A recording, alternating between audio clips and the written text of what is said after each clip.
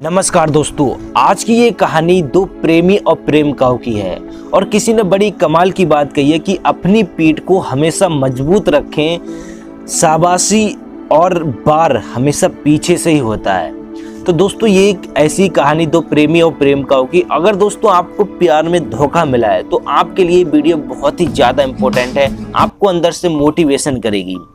दोस्तों ये गाँव में एक व्यापारी रहता था और उस व्यापारी की शादी हुई थी, वो लव मैरिज हुई थी, यानी कि वो पहले से ही किसी से प्यार करता था और उसी से ही उसने शादी की थी। और उसकी शादी की जो बातें चलती थी वो दूर दूर गांव में भी चलती थी कि अगर प्यार करो तो इनके जैसा करो, क्योंकि उनमें प्यार इतना था कि लोग उनकी प्यार की मिसाल देते थे कि प्यार करो तो इनके जैसा करो। तो ऐसे ही दोस्तों, और उनकी जो प्यार की ज्योत थी वो हमेशा उनकी छत पे जलती रहती थी, हमेशा जलती रहती थी, दिन और रात उसे वो बुझने नहीं देते थे।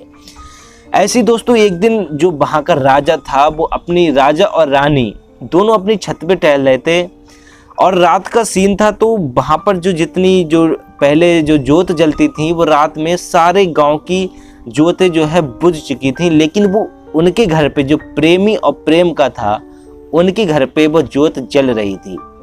तो ऐसे ही राजा ने अपनी रानी से पूछा कि मतलब सारी जो गांव है उनकी सारी ज्योतें बुझ चुकी हैं लेकिन इनकी जल रही है, इसका क्या कारण है। रानी ने कहा ये जो ज्योत जल रही है कोई साधारण ज्योत नहीं है, ये है कि प्रेम की ज्योत है।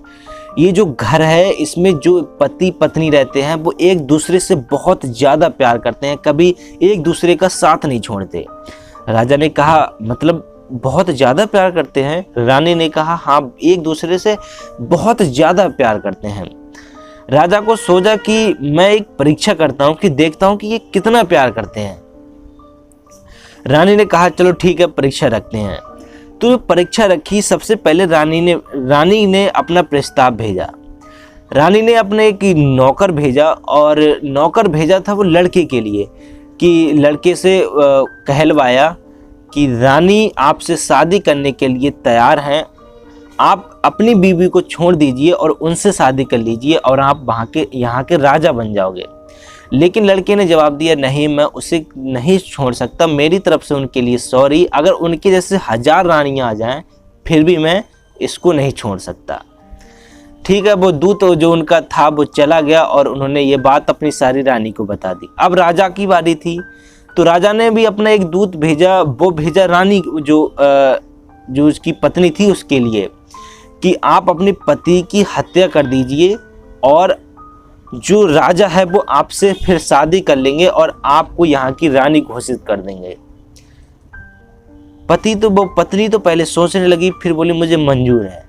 आज रात 12 बजे के बाद ये जो ज्योत जल रही है ये बुझ जाए तो समझ लो कि काम हो गया। लेकिन ऐसा ही था।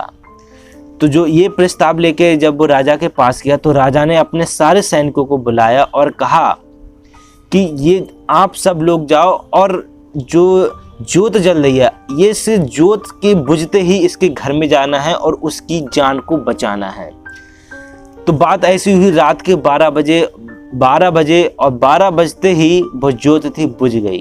लेकिन दुख की बात ये कि जो वहाँ के जो लोग नौकर राजा ने भेजे थे वो उसकी जान नहीं बचा पाए थे, उसने जब तक मार दिया था।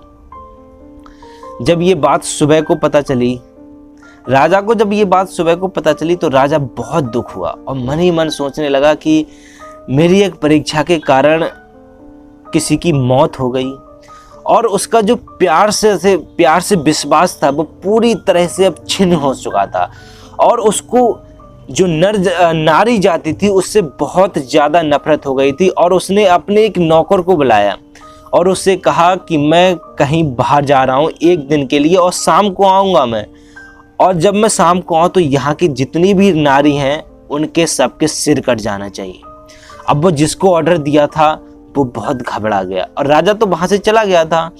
जब वो घबरा गया तो पहले सोचा कि ये काम तो मैं तो नहीं कर पाऊँगा। अपने जो पिताजी थे उनके पास गया। पिताजी जो उनके थे वो राजा के पिताजी के पहले ज़माने के उसके नौकर थे।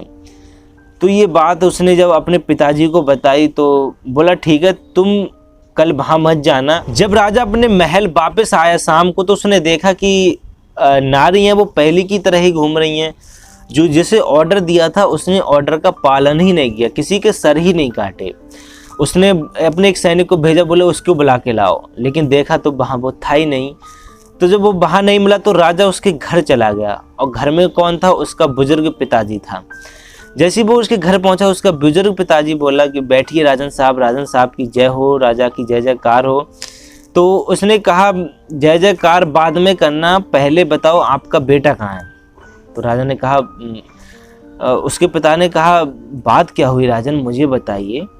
तो बोला नहीं, मुझे आपसे कोई बात नहीं करनी है, आप ये बताइए कि आपका बेटा कहाँ है? उसने मेरी आज्ञा का पालन नहीं किया है, मैं आज उसकी हत्या कर दूंगा। तो वो जो उसका बुजुर्ग पिताजी था वो बोला, राजन जी आप शांत से बैठिए, मैं आपका काम करूंगा। तो राजा बोला अच्छा बताओ, जल्दी जल्दी बताओ, मेरे पास टाइम नहीं है। तो वो बुजुर्ग पिताजी बोला, मैं आपके लिए बताता हूँ कि आपका जो विश्वास है एक के ऊपर था, तो वो एक के ऊपर से हट जाने से आप सारी महिलाओं के सिर कटवा दोगे क्या? मैं आपके लिए एक ऐसी कहानी सुनाता हूँ, और ये कहानी आपके पिताजी के ज़माने की है। मैं उनके साथ जंगल में था, शिकार करने गए थे आपके पिताजी। तो मुझे एकदम एक डाकू आया और मुझे घोड़े से बांधकर वो ले गया। और वो कहाँ ले गया था? मुझे कब्रिस्तान में ले जाकर कब्र खोदने लगा। उसने 2 कब्र खोदी। अब मैं तो डर गया था, मैं तो बिल्कुल डर गया था। और उसने कहा कि तुम मेरी चुपचाप हेल्प करो, और तो वो उसकी हेल्प करने लगा मैं। जब दोनों कब्र खुद गई तो वो मुझे घोड़े से बांधकर अपने घर ले गया, और अपने घर ले गया तो वहाँ से उसने एक लाश फेंकी ऊपर से। तो वो लाश किसी इंसान की थी। अब वो लाश को वहाँ से उठा के डायरेक्ट उस कब्र पे ले आया, और जो डाकू उसको उठा के लाया उसने अपना मुकुट उतारा तो वो कोई और नहीं था, एक लड़की थी। और जो जिसकी हत्या हुई थी वो उसका प्रेमी था। वो लड़की उससे बहुत ज़्यादा प्यार करती थी, और उसकी हत्या इसलिए होती क्योंकि जो वहाँ का राजा का लड़का था, यानी जो राजकुमार था, वो मुझसे शादी करना चाहता था, लेकिन मैं इससे प्यार करती थी। तो उसने मुझसे शादी करने के चक्कर में इसकी हत्या कर दी। तो मैं अब इसको यहाँ लाई हूँ, और आपको मैं एक काम सौंप रही हूँ कि मैं इसको यहाँ दफना रही हूँ, लेकिन जो दूसरी कब्र है इसमें मेरा सिर काटकर तुम मुझको दफना देना। तो वो बोला कि मैं तो बहुत डर गया था, लेकिन उसने 3 बोला और 3 में अपनी गर्दन काट दी।